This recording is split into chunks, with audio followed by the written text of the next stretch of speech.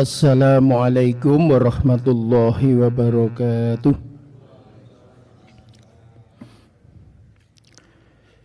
Innal hamdalillah nahmaduhu wa nasta'inuhu wa nastaghfiruh wa na'udzu billahi min syururi anfusina wa min sayyiati a'malina. May yahdihillahu fala mudilla lahu wa may yudlil fala hadiyalah. Asyhadu an la ilaha illallah wahdahu la syarika lah wa asyhadu anna Muhammadan abduhu wa rasuluhu la nabiyya ba'dah. Allahumma sholli ala Muhammadin wa ala alihi wa sahbihi ajma'in, amma ba'du. Bapak beserta ibu-ibu jamaah salat subuh Masjid Besar Sleman Kota yang kami hormati, alhamdulillahirabbil alamin, pada pagi hari ini kita masih diberikan kekuatan, kesehatan, taufik serta hidayah dari Allah sehingga mampu melaksanakan kewajiban sholat subuh berjamaah, dilanjutkan pengajian. Mudah-mudahan dengan pengajian nanti bisa menambah keimanan serta ketakwaan kita kepada Allah Subhanahu wa ta'ala. Amin ya rabbal alamin. Sholawat serta salam semoga selalu tercurah kepada junjungan kita Nabi besar Muhammad sallallahu alaihi wasallam yang besok akan kita mohonkan syafaatnya, dan dengan syafaat beliau insya Allah dosa-dosa kita diampuni, amalan kita diterima, dan kita dimasukkan ke dalam surganya Allah Subhanahu wa ta'ala. Amin ya rabbal alamin. Ibu-ibu beserta bapak yang kami hormati, seorang guru ngaji atau mubaligh itu biasanya dalam menjelaskan tidak jauh dari apa yang pernah dipelajari dari pengalaman guru-gurunya. Saya itu dulu kecil gitu ngajinya sama Pak Kiai Haji Muhammad Nur Sebayu dulu. Agak besar dikit derek ke Pak Kiai Haji A.R. Farudin beberapa kali. Ketika kuliah diulang Pak Muhammad Muqaddas, tapi Pak Muhammad Muqaddas itu tafsirnya sama dengan Pak Kiai Haji Muhammad Nur Sebayu, tafsir Al-Maraghi. Ya, terus lama kami ikut ngaji di Kauman. Jadi ya pola pikir seperti saya ini dipengaruhi oleh guru-guru dulu. Nah, sekarang muncul tafsir banyak sekali. Ada tafsir Kementerian Agama yang terbaru juga mengambil kesimpulan kalau Al-Quran seluruhnya itu ya isinya akidah, ibadah, janji dan ancaman, hukum-hukum, kisah-kisah itu. Sekarang muncul lagi tafsir yang terbaru namanya At-Tanwir. Ini secara jamaah jadi beberapa ulama berkumpul lantas menafsirkan dengan pendekatan 3 hal. Bayani, burhani, irfani. Jadi bayani itu dari sisi dalil-dalilnya, kaidah-kaidahnya, hadis-hadisnya. Burhani itu dari sisi dukungan ilmu-ilmu empiris psikologi, sosiologi, kedokteran dan lain-lain. Lantas irfani itu pelibatan batin atau sisi kemanfaatan. Jadi pagi hari ini insya Allah nanti sampai suruk kami akan menyampaikan. Kami banyak membaca di tafsir At-Tanwirnya, tapi dengan judulnya. Judulnya adalah kepribadian masyarakat muslim. Jadi bapak-bapak kita yang menyusun tafsir ini punya maksud di zaman yang akan datang, ini karena zaman ini kan sudah berkembang Kalau kita tafsir terdahulu semuanya penting bagus. Tetapi untuk menjawab problem yang datang berikutnya yang besok-besok itu kita memang harus dilengkapi dengan tafsir-tafsir yang model sekarang. Orang sering menyebut kontemporer. Kontemporer itu artinya kekinian yang sekarang ya. Saya ini sekarang umurnya sudah 61 tahun. Sekarang penyusun tafsir itu masih muda-muda ya, 40 tahun dah pintar sekali. Dah tamat dari Mesir, tamat dari Madinah ya.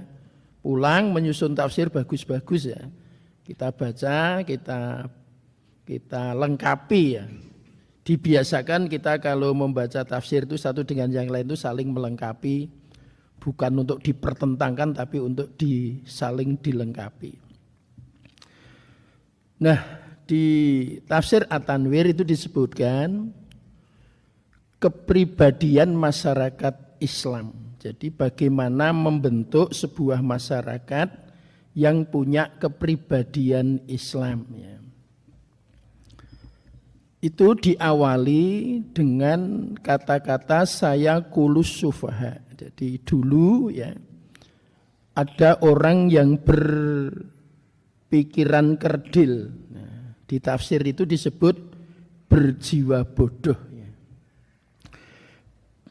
Terus dimunculkan peristiwa milah Ibrahim. Jadi dulu memang kita semuanya masih ingat, insya Allah sering diceritakan. SD dulu juga, di SD itu sudah ada cerita tentang Nabi Ibrahim memenggal memenggal berhala ya, berhala. Yang perlu kita ambil pelajaran sedikit saja dari berhala itu bahwa Nabi Ibrahim memenggal berhala lantas disisakan satu ya, yang paling besar itu. Pertanyaannya, apakah Nabi Ibrahim itu takut kepada berhala paling besar? Jawabnya tidak. Apakah kampaknya Nabi Ibrahim tidak sanggup untuk memenggal yang paling besar? Sebenarnya bisa. Sengaja disisakan berhala yang paling besar karena menurut tafsir yang zaman sekarang ya, itu ada unsur edukasi, ya, ada unsur pendidikan. Jadi menyisakannya patung yang paling besar itu dengan harapan nanti orang akan bertanya ya, siapakah yang memenggal. Itu Nabi Ibrahim sudah paham. Dan sudah disiapkan jawaban oleh Nabi Ibrahim. Tanyalah kepada patung yang paling besar. Harapannya itu nanti untuk menjatuhkan yang bertanya. Supaya nanti orang yang bertanya itu punya pikiran bahwa kenapa patung tidak bisa bicara, kan kok ditanya. Akhirnya sudah disiapkan nanti Nabi Ibrahim menjawabnya, kenapa tidak bisa bicara kok dijadikan sesembahan. Dan itu berhasil. Dari peristiwa itu sebagian itu lantas ikut agama Nabi Ibrahim. Walaupun tetap saja masih banyak yang tidak ikut ya. Nah, kaitan anak dengan orang tua umpamanya. Apakah Nabi Ibrahim dikatakan durhaka kepada bapaknya gitu. Itu kalau sekarang dijawab di surat Al-Isra ayat 23 kalau tidak salah. Nanti kalau saya keliru dibetulkan. Wa qadha rabbuka alla ta'budu illa iyyahu wa bil walidaini ihsana. Sekarang kita diberi penjelasan di Al-Qur'an. Berbakti kepada kedua orang tua itu harus didasari dengan tidak menyekutukan kepada Allah. Dan dulu sudah pernah terjadi di zaman Nabi Ibrahim. Nabi Ibrahim melakukan seperti itu karena Nabi Ibrahim lebih taat kepada Allah Subhanahu wa ta'ala. Jadi tidak boleh ada alasan aku hari ini gak sholat ya karena sedang ngurusi orang tua. Tidak bisa. Seperti apapun berbakti kepada orang tua, tidak boleh ada pelanggaran kepada Allah Subhanahu wa ta'ala. Jadi taat kepada Allah itu sebagai dasar utama untuk akhirnya dilanjutkan menjadi berbakti kepada kedua orang tua. Tidak boleh terjadi alasan taat kepada orang tua tetapi di sisi lain lantas melanggar syariat agama Islam. Ya. Kalau dalam kaidah-kaidah itu ya paling hendak kita kalau memang jadi anak supaya berbakti kepada orang tua itu membantu pekerjaannya, menawarkan kepada orang tua, Pak apa yang bisa kami bantu, Bu apa yang bisa kami bantu. Kalau dipanggil segera untuk menyatakan siap bantuannya. Yang tidak boleh adalah kita mengatakan cis, itu ya itu. Dipanggil ngopo munggal manggil, ngopo nyelak-nyeluk kayak itu tidak boleh kepada orang tua ya. Saya kira ini cukup untuk contoh di zaman Nabi Ibrahim. Yang kedua, di zaman Nabi ada peristiwa namanya perubahan dari kiblat Baitul Maqdis kepada Masjidil Haram. Itu dulu juga banyak yang tidak bisa menerima. Nah, di tafsir At-Tanwir itu disebutkan begini. Orang tidak boleh berjiwa bodoh, berjiwa terbelakang, bukan karena bodoh, bukan karena bodoh dan bukan karena tidak bisa, tapi punya jiwa masa bodoh sehingga tidak mau menerima tuntunan yang ada. Katakanlah Al-Quran. Jadi sebenarnya orang-orang yang tidak mau menerima tuntunan Al-Quran itu kebanyakan adalah orang-orang yang berjiwa kerdil, ya, berjiwa masa bodoh, malas atau memang tidak mau, bukan tidak kuat tapi tidak mau untuk menerima. Sehingga dituntunkan kita ini harus berjiwa besar. Nah, berjiwa besarnya itu bagaimana? Sanggup menerima, kalau dulu di zaman Nabi Ibrahim juga agama Nabi Ibrahim, kalau sekarang di zaman Nabi Muhammad kita menerima ajaran yang disebut dengan Al-Quranul Karim. Jadi jiwa besar itu diawali dengan kita sanggup menerima tuntunan yang ada di dalam kitab suci Al-Quran. Ya, ini nangan bis tunggal. Nomor 2. Yang nomor 2 itu istilahnya, ya memang sekali lagi ini tafsir sekarang ya, kita saling melengkapi. Itu dengan istilah terkemuka, ya, terkemuka. Untuk membentuk kepribadian masyarakat Islam itu kita ini harus punya kesiapan menjadi umat yang terkemuka. Cuma dalil yang muncul adalah fastabiqul khairat, ya. Memang perlu beberapa kali untuk memberikan penjelasan. Fastabiqul khairat di sini diartikan, ya kalau dulu yang paling mudah itu mengartikan fastabiqul khairat itu ya berlomba-lomba dalam kebaikan. Tetapi di tafsir At-Tanwir menjelaskannya agak panjang lebar. Fa-nya saja dibahas, ya. Namanya fa dibahas dengan harful jawab, ada ini gitu ya, dijawab rinci sekali. Jadi ada jawaban dari atas peristiwa banyak. Nah, jawabannya itu kesimpulannya apa? Berusaha maksimal ya untuk menjadi orang yang di depan. Gitu. Fastabiqul khairat. Ya, jadi dari kata-kata sabako itu di depan. Jadi berlomba-lomba untuk menjadi orang yang di depan, ya di depan, terus atau mendahului di depan dalam soal khairat dari kata-kata khair ya. Nah, khair itu diartikan di tafsir At-Tanwir kebaikan yang bisa diterima oleh semua orang. Nah, artinya kebaikan yang sanggup menjawab seluruh persoalan. Jadi nanti dalam kesimpulan tafsirnya dikatakan hendaknya orang itu menjadi orang yang di depan, ya di depan. Dan di depannya itu adalah berbuat baik, dan berbuat baiknya itu bisa diterima oleh semua orang. Terus kesimpulan berikutnya bisa menjawab seluruh tantangan zaman. Jadi sehingga fastabiqul khairat itu diartikan terkemuka. Terkemukanya itu apa? Kita ini harus belajar Jadi kita berislam ini tidak hanya santun di masjid, ya. Tapi bagaimana di luar masjid juga tetap santun. Kita bisa gagah di masjid, harapannya nanti ketika di luar masjid juga bisa gagah berani. Kita bisa menerapkan kejujuran di dalam masjid, harapannya nanti di luar masjid juga jujur, ya. Kita bisa saling menyayangi di dalam masjid, harapannya pulang sampai di rumah juga ketemu keluarga juga saling menyayangi. Jadi apa yang ada di dalam Al-Quran kita kaji di masjid ini, harapannya di luar masjid itu juga bisa terkemuka.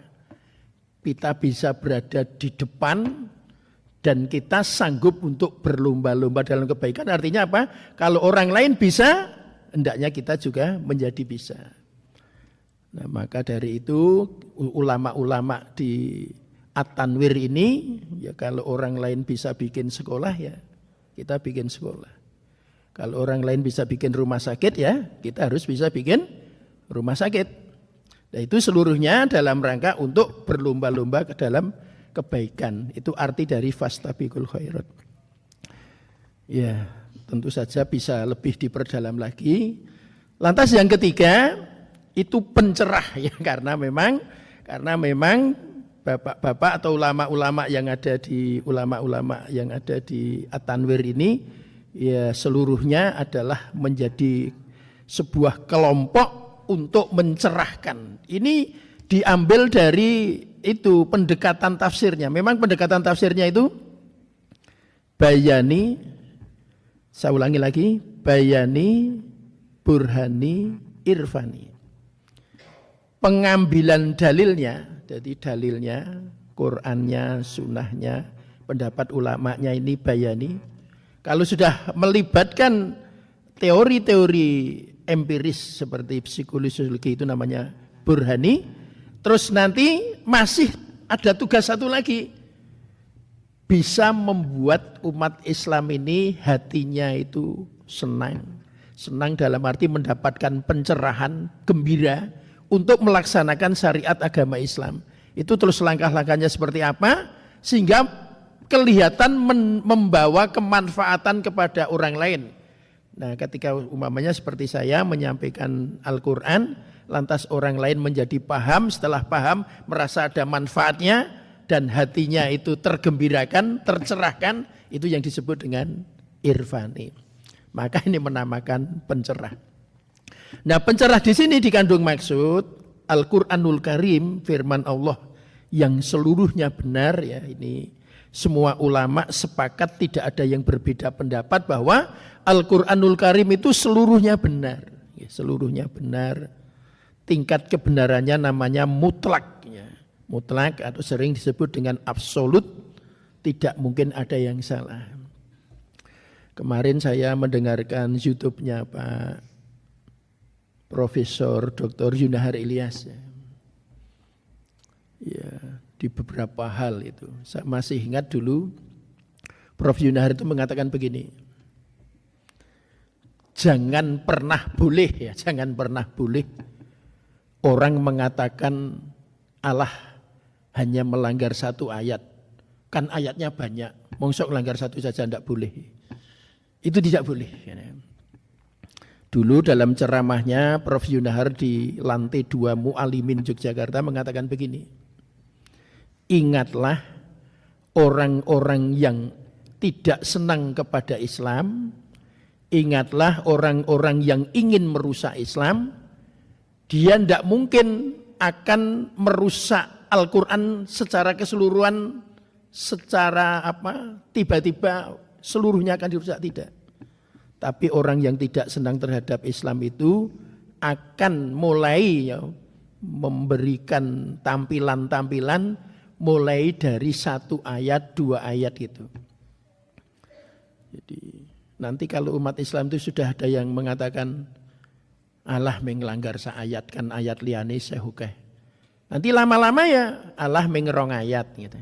Suwe-suwe ya Allah meng 3 ayat. Suwe-suwe ya agene nglanggar kabeh ayat ya ora apa-apa itu. Karena apa? Memang orang yang tidak senang terhadap agama Islam itu akan merusak Islam itu mulai dari satu ayat. Maka jangan pernah rela walaupun satu ayat kalau ada orang lain yang ingin merusak Al-Quran. Nah untuk itu sidang jamaah yang dimuliakan oleh Allah, di tafsir At-Tanwir ini disebutkan bahwa yang dinamakan pencerah itu Al-Quran itu hendaknya mampu menjawab kita yang berdasarkan para ahli tafsir tadi, karena tidak boleh juga bertentangan dengan Al-Qur'annya sendiri. Nah, nanti ketika pelaksanaan di masyarakat itu bisa menjawab persoalan-persoalan yang ada. Mungkin sudah sering saya contohkan puasa ya. Puasa ini contoh yang paling mudah yang bayani irfani. Ya ayyuhalladzina amanu kutiba alaikumussyam kama kutiba alal ladzina min qablikum la'allakum tattaqun ya. Ini bayani jadi dalilnya.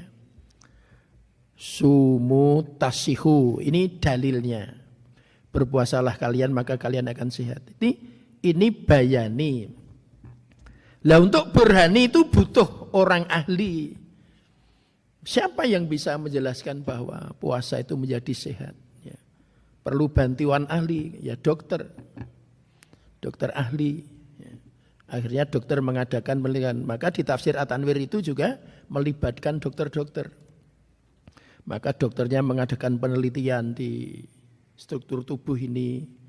Ketika berpuasa itu hasilnya seperti apa? Ada penelitian.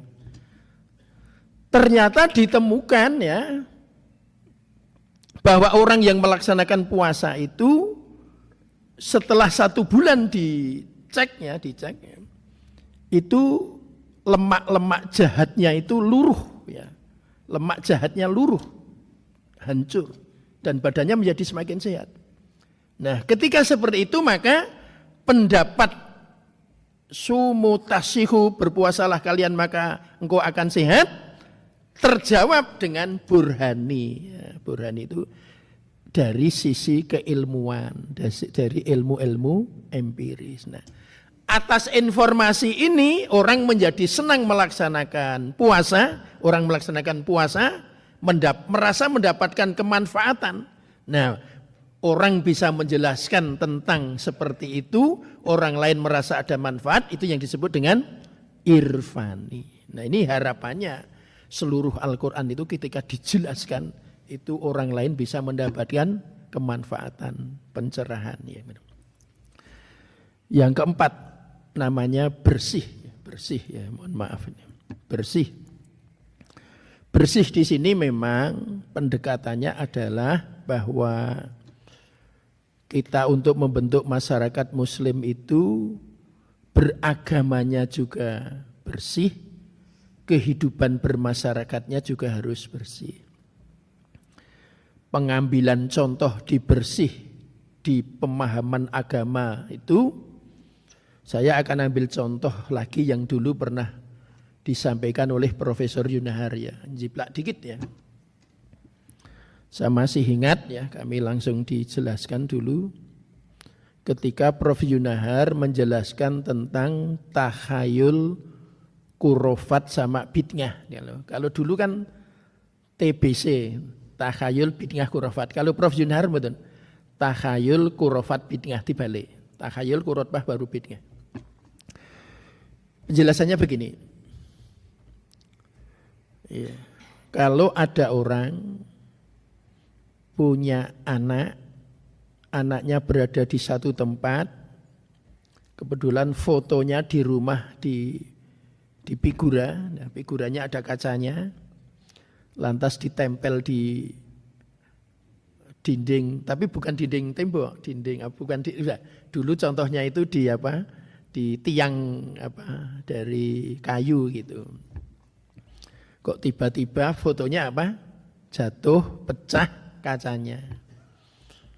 Lantas bapaknya sama ibunya bilang begini, akan ada apa ya atas anakku kok fotonya jatuh, pecah lagi kacanya. Nah, mengkhayal-khayal kayak gitu itu namanya takhayul. Karena tidak ada kaitannya antara nasib anak dengan fotonya Setelah itu terus malam hari merenung. Hasil renungannya itu, saya yakin anakku pasti akan celaka. Kalau dalam keyakinannya sudah punya kesimpulan anakku pasti celaka, itu masuk kategori khurafat, keyakinan yang keliru. Setelah itu lantas bikin acara seperti ibadah itu. Seperti ibadah, ada peribadatan yang sama sekali tidak dituntunkan oleh Nabi, tidak ada di dalam Al-Quran, ya ibadah yang sama sekali tidak ada tuntunannya tadi, ya disebut dengan bid'ah. Jadi takhayul, khurafat bid'ah.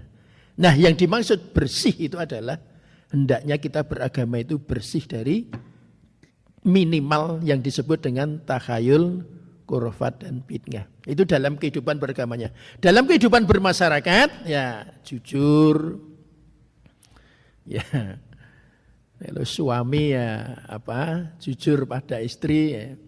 Saya kemarin tuh mendengarkan agak ya ndagel tapi bagus ya. Ada seorang guru ngaji ya di YouTube juga. Ndagel tapi bagus ya. Dia ndagelnya itu begini. Mencari nafkah pekerjaan siapa? Suami gitu. Terus mendidik anak pekerjaan siapa? Suami gitu. Kalau begitu memasak pekerjaan siapa? Suami gitu. Wah. Terus lah tugas istri apa? Taat kepada suami. Nah, termasuk kalau suaminya memerintahkan untuk memasak. Aduh itu berarti ya bodoh itu berarti mana? Jadi mau memasak pekerjaan suami, terakhir istri harus taat pada suami. Aduh. Terus kesimpulannya kok kalau suami memerintahkan kepada apa? Istrinya apa? Memasak. Itu umurnya begitu. Ibu-ibu beserta bapak yang kami hormati, ya kita kaidah Al-Qur'annya harus kita terapkan. Ya kalau suami yang tidak boleh ya bohong ya. Bohong pada istri. Mas dari mana ya? Dari selatan, padahal dari timur, nah, itu tidak boleh juga ya. Tapi ada juga beberapa hal yang diperbolehkan. Saya dulu pernah diberi contoh oleh guru-guru kami, kalau sekedar ya dalam rangka untuk membahagiakan, tidak punya maksud untuk bohong yang sesungguhnya, itu boleh mamanya begini. Tapi yang cuma yang enteng-enteng. Istrinya memasak rendang, masak rendang. Tadi Mas tolong dicicipi gitu. Ketika dicicipi itu rasanya itu tidak jelas ya. Arahnya kemana itu tidak jelas ya. Istri tanya, gimana Mas masakannya? Kan tidak mungkin suami bilang tidak jelas, tidak mungkin. Ya, demi untuk membahagiakan istrinya, suaminya menjawab, luar biasa. Masakanmu hari ini memang luar biasa ya untuk membahagiakan. Tapi lain hari lantas istrinya diajak jalan-jalan ke toko buku, beli buku tentang tuntunan apa? Masak itu. Istrinya tanya, kenapa ya Mas kok beli buku tuntunan masak? Masakanmu sudah luar biasa. Tambah baca buku ini besok biar tambah luar biasa gitu. Caranya gitu. Mendidiknya begitu pelan-pelan. Membimbing namanya. Ya. Ada juga istri itu yang karena mau lebaran berangkat sendiri beli pakaian. Ya. Setelah beli pakaian langsung di rumah dipakai, action di depan suami. Ya. Ya. Kan boleh action di depan suami. Gimana Mas? Ya, gimana Mas? Gitu. Ya suaminya itu sebetulnya melihat pakaian itu agak tidak serak sebenarnya. Kok kayak gitu ya sebenarnya dalam hati. Tetapi karena yang action istrinya itu bilangnya begini. Gimana Mas? Pakaian pilihan istrimu tercinta. Wah kalimatnya gitu. Akhirnya suaminya jawabnya ya luar biasa. Engkau memang wanita yang pintar memilih apa? Pakaiannya. Itu kalau yang kayak gitu boleh ya. Sedikit-sedikit tipis-tipis. Tetapi kalau bohong dalam arti ya sampai menipu istri, menipu suami itu tidak boleh ya. Oke. Yaitu namanya bersih, sudah ya bersih. Selanjutnya adalah unggul ya, unggul. Mohon maaf ini istilah-istilah ini semuanya ada di tafsir At-Tanwir jilid 2 juz 2 di bagian awal mulai juz 2. Unggul ya. Umat Islam harus merasa unggul karena Al-Qur'annya. Nah, jangan sekali-kali umat Islam ini merasa rendah dengan Al-Qur'an. Maka kita harus bangga dengan Al-Qur'an. Kita masih ingat dulu ya, kita ngurusi TPA mungkin 30 tahun yang lalu. Kami kan dulu pernah ikut bergabung di Masjid Besar Sleman Kota ngurusi TPA ya. Ini bapak-bapak yang sepuh-sepuh dulu. Di TPA itu kan memang diajarkan kenapa? Tepuk terakhir itu Islam, Islam, yes gitu. Ya. Itu karena biar bangga sebagai umat Islam. Ya, anak-anak memang hal seperti itu perlu. Cuma yel-yel itu sifatnya harus positif ya. Kemarin ada beberapa diskusi supaya tidak membuat yel-yel yang sifatnya negatif. Yel-yel negatif itu tidak bagus ya. Contohnya begini. Yel-yel itu sifatnya harusnya positif. Ngaji, padahal gini, ngaji. Aduh we mangkat, apa meneh cerak itu yel positif. Ya. Tapi tidak boleh dibikin negatif. Umpamanya negatif itu begini, aduh, ngaji, cerak we ra mangkat, apa meneh aduh itu tidak boleh. Gitu. Yang kedua ini tidak boleh, tidak boleh. Ya. Terus itu kemarin kan ada yel-yel menerjemahkan Ali Imran 133 itu. 134. Alladzina yunfikuna fisyara'i wad-dhara'i wal kadhiminal ghaidha wal afina 'anil nas wallahu yuhibbul muhsinin. Itu ketika ingin bikin yel-yel dari alladzina yunfikuna fisyara'i wad-dhara'i itu maunya begini. Sedekah. Dedet sithik wis sedekah, pemeneh pas oke gitu kan positif. Yang tidak boleh itu begini. Sedekah. Dedet oke medit, pemeneh pasti itu tidak boleh ya. Tadi yel-yel itu sifatnya harus apa? Harus positif, dianjurkan. Jangan yel-yel yang sifatnya negatif ya. Loh, di hadis kan banyak.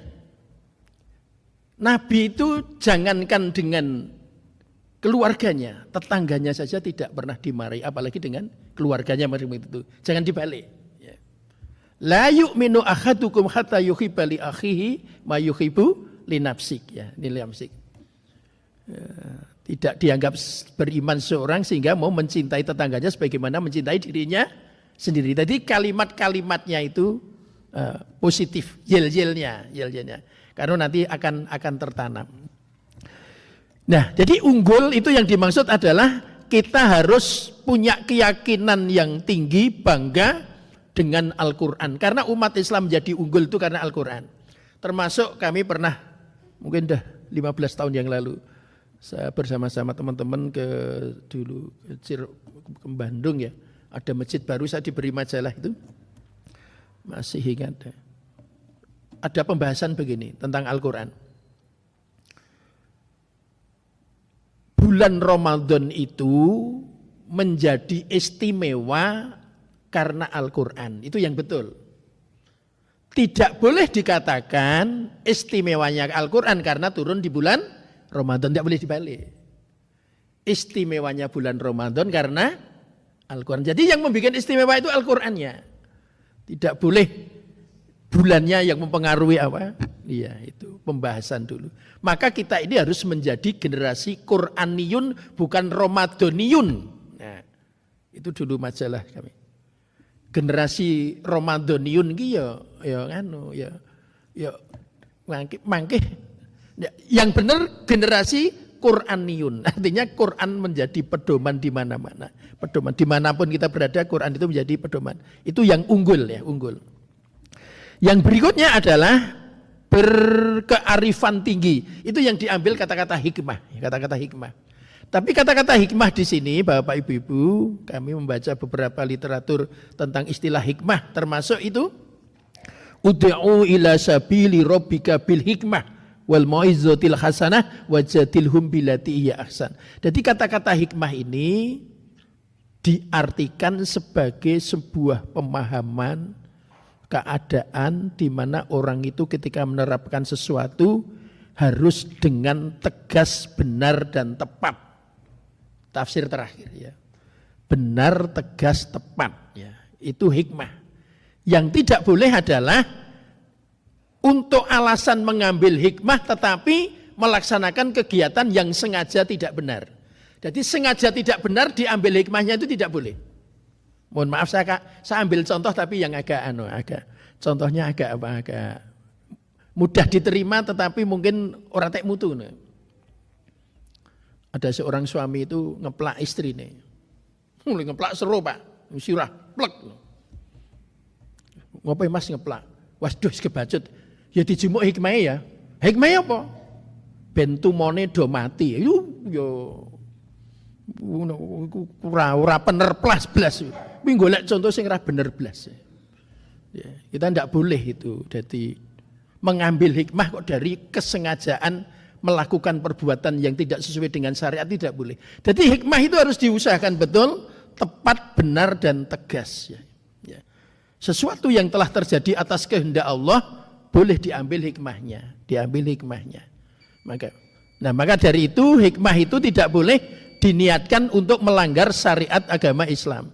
Jadi melanggar syariat agama Islam itu tidak diperbolehkan. Ya. Mohon maaf ya ini masih 10 menit ya. Sampai sekian atau tambah 10 menit? Tambah 10 menit ya, tambah 10 menit. Ibu-ibu beserta bapak yang kami hormati ya, setelah ini berkearifan tinggi, ini terus berwawasan luas ya, supaya nanti walaupun belum begitu mendalam tapi seluruhnya kami sampaikan. Berikutnya adalah berwawasan luas. Berwawasan luas ini arahnya ke mencari ilmu. Jadi kita ini ya umat Islam ini tidak diperbolehkan ketika ada informasi baru terkait dengan pemahaman Al-Quran, pemahaman hadis Nabi, kita lantas hanya manggrek di sini terus. Perkembangan yang akan datang itu harus kita terima. Kemarin kami sudah menyampaikan konsep yang disampaikan oleh kolaborasi Masjid Pemberdaya, bertemu dengan dompet duafa, bertemu dengan Pak Yusuf Kala, ketika merumuskan tentang Masjid Pemberdaya, ternyata ketika membahas, ya saya urutkan lagi, mulai dari Baitullah, Baitul Mal, Baitul Tarbiyah, Baitul Dakwah, Baitul Muamalah. Ini ternyata sebuah masjid itu nanti bisa masuk kategori pemberdaya lengkap 5 ini, salah satunya adalah bisa menerima teknologi. Jadi nek masjid kok WA haram ngono kuwi ya wis ora gelem napa-napa. Ora iso nampa teknologi. Diundangi nggo WA nesu, ha iki ya wis napa? Ya wis ndak bisa ya. Sekarang harus bisa menerima. Ya. Aku nek le ngundangi ra tok parani kepareng matur mbok nganti apa ora teko aku. Aduh ya wis rada njiglek ngono kuwi ya rada. Ya kita sudah harus sekarang WA itu sudah dianggap resmi untuk apa? Undangan. Wong wis digawe grup gitu, pun digawe grup dan teknologi, ya teknologi. Nah, maka ketika kita membahas tentang wawasan ini, maka teknologi harus bisa kita terima. Dari berbagai hal. Tapi memang kita harus sabar karena tidak bisa kita memaksakan teknologi itu kepada orang lain ya. Pak polisi kalau tugas di mana jalan itu ya pertama kali mesti foto dulu untuk bikin laporan kepada pimpinan itu ya foto dulu ya. Ya itu memang zamannya sekarang begitu. Bukti kerja itu ya laporan mak jepret niku nggih, jepret niku nggih. Cuma ya ndak usah laporan tahajud ya. Kalau tahajud difoto sendiri ya kurang etis ya, kurang bagus ya. Ya. Terus berikutnya adalah religius, mohon maaf, ini cepat. Religius ya tafsir tapi memunculkan religius. Religius di sini kaidah yang muncul adalah la in syakartum la azidannakum wa la in kafartum inna adzabi lasyadid. Ternyata maksudnya masyarakat religius, kalau kita ingin membentuk masyarakat religius itu adalah masyarakat yang selalu ingat kepada Allah. Jadi di mana-mana pun kita ingat kepada Allah, maka yakinlah Allah akan mengingat kepada kita itu. Ya, nanti bisa diperdalam. Lantas yang ke-9 efektif. Nah ini efektif ini munculnya begini. Kita ini oleh Allah kan diberi jasmani, kita diberi rohani, sumber daya alam, sumber daya insani, sumber daya manusia. Kita meyakini bahwa seluruhnya ini adalah pemberian Allah. Seluruhnya ini adalah pemberian Allah. Karena ini pemberian Allah, maka harus kita terapkan sesuai dengan apa yang ditetapkan oleh Allah. Artinya apa? Jasmani, rohani, sumber daya alam, sumber daya manusia, ini harus dalam rangka untuk menegakkan syariat agama Islam. Itu disebut efektif ya. Besok lain waktu bisa kita perdalam lagi. Yang terakhir namanya efisien. Jadi ada 10. Jadi di tafsir At-Tanwir itu nanti Bapak-bapak kalau membuka tafsir At-Tanwir juz 2 jilid 2 dimulai dari ayat 142 ya, juz kedua itu saya kulus sufa itu memang sampai terakhir nanti dirinci 10. Berjiwa besar, terkemuka ya, bukan terkemuka, pencerah, bersih, unggul, berkearifan tinggi, berwawasan luas, religius, efektif, efisien ya, hafal karena ikut kajian ya, karena ikut kajian. Nah, yang terakhir itu efisien. Ketika efisien itu yang muncul itu surat Al-Asr. Al-Asr. Bahwa orang hidup itu harus beriman, beramal soleh, tapi jangan lupa juga tetap ya, sabar dalam terkait dengan masalah yang hak juga. Jadi kita harus saling satu dengan yang lain itu saling sabar, tapi juga jangan lupa saling memberikan peringatan tentang barang-barang yang hak. Maka menjadi umat Islam jangan pernah marah ketika diingatkan oleh orang lain. Dibiasakanlah kita duduk untuk berdiskusi. Ya nek podo-podo wong pinter ya podo-podo nyekel kitab lungguh omong-omongan ning ngangge kitab. Wah, jadi sama imbang dan sebagainya. Dan di alinea terakhir efisien ini tafsir At-Tanwir mengambil apa yang pernah diucapkan oleh Ali bin Abi Thalib. Al-haqqu bila nidhamin yaghlibuhul batil binidham ya. Ya jadi untuk membentuk masyarakat yang berkepribadian Islam itu memang harus ditata secara rapi. Ada manajemennya, ada planning, organizing, actuating, controlling. Jadi artinya kita membentuk masyarakat berkepribadian Muslim itu ya memang harus dirancang, ada perencanaannya. Ya kita targetnya mungkin kampung dulu ya, syukur kelurahan gitu ya, kampung dulu dirancang. Terus sering rapat ya, rapat. Saya masih ingat dulu ya kalau rapat itu mesti istilahnya ngopo to kok dadak rapat barang.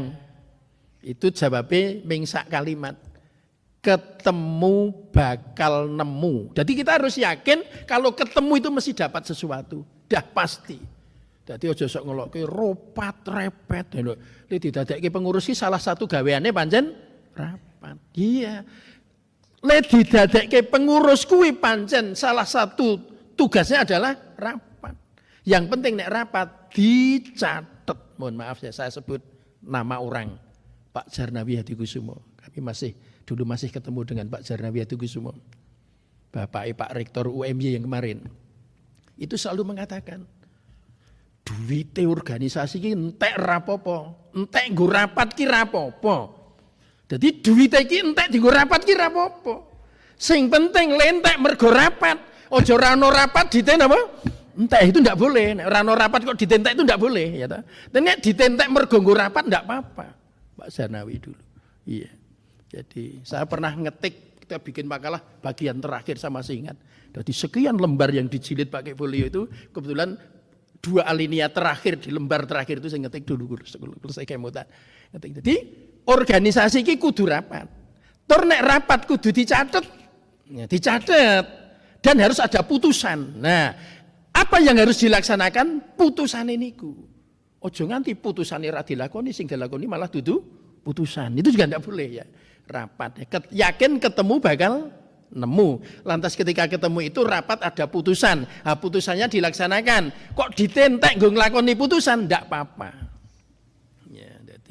duit organisasi entek mergo dinggo nglakoni hasil rapat itu tidak apa-apa. Yang tidak boleh rano kegiatan ditentek, itu tidak boleh ya, tidak boleh ya, kegiatan ditentek tidak boleh. Maka planning, organizing ada rapat, actuating ya kudu ono action, ya ono action, ada kegiatan, ada kegiatannya, pelaksanaannya. Tapi juga jangan lupa tidak perlu sakit hati kalau dikritik. Ada masukan ya, ada ya. Ya Nabi kita apakah tidak pernah diberi masukan oleh Allah? Ya kita sudah sangat paham latar belakang asbabun nuzul turunnya surat apa? Abasa wa tawalla. Abasa wa tawalla itu turun sebelumnya karena Nabi ketika ada orang ya jane ming masalah nek wong Jawa ngarani mlengos, nek wong Jawa kita lemirsani tamune iki rada piye karo sijine. Langsung turun wahyu. Artinya kalau Nabi Muhammad yang mengingatkan kan Allah. Nah, kita kan tidak dapat wahyu. Karena kita tidak mendapatkan wahyu, ya kalau kita punya pendapat yang kurang pas, kebetulan ada orang alim, sekali lagi orang alim yang lebih pintar memberikan nasihat kepada kita yang harus kita terima. Dulu Pak Profesor Yunahar Ilyas pernah memberi masukan pada kami pertama kali rapat di PKU Gamping isinya tentang kita ikut menggembirakan, meramaikan, ikut mengisi media sosial. Pesan Prof Yunahar, kalau kita sudah berani tampil di media sosial, kan dibaca banyak orang. Kalau dibaca banyak orang kita diberi masukan, tidak boleh marah. Alhamdulillah. Jadi kalau kita memang dalam kondisi kurang tepat diberi masukan ya kita harus alhamdulillah untuk demi perbaikan. Karena apa? Kita punya cita-cita yang sama dalam rangka untuk menegakkan syariat Islam dengan harapan ketika kita kembali kepada Allah selalu mendapatkan ridhonya Allah dan kita dalam keadaan yang husnul khotimah. Mbok pilih makatan ingkang saged kula aturaken wonten galap kang sule ngatur nyuwun pangapunten monggo dipun syukuri sarengan kanthi waosan doa akhir majelis. Subhanakallahumma wa bihamdika asyhadu alla ilaha illa anta astaghfiruka wa atubu ilaik. Alhamdulillahirabbil alamin. Assalamualaikum warahmatullahi wabarakatuh.